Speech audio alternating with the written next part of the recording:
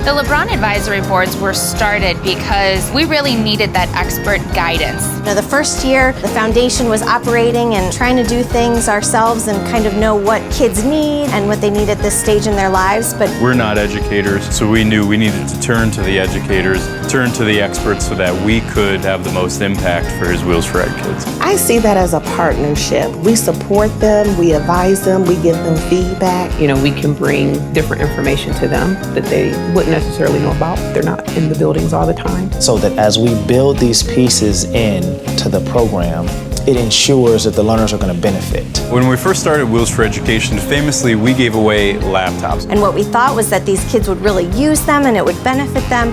But what we learned was that that was not the case. The Lab Elementary came in firsthand and said, we don't know where the laptops are. We don't know if they're actually useful. Laptops are great. They're shiny, they're nice, they're new, but there are things that would help our kids more. They need polos. They need socks. They need pre-fall tech camps. They need monthly outings. They need all of those things more than they need laptops. Really relying on the lab to guide us through that process to identify what's going to be the most impactful for these kids. They need to know that there are people who are behind them, that we have a vision for them, and that they will succeed and that they will graduate. From middle school to high school to college. Recently, Lab has expanded into 3 LeBron advisory boards. There's Lab Community, Lab Secondary, and Lab Elementary. And as our kids are growing and getting ready for the next stages of their lives and their education, we have these 3 labs coming together to do everything we can to make sure that they are successful in life. We initially developed Lab Elementary. That guides our Wheels for Education curriculum. It's made up of elementary school teachers, principals, and administrators. Just to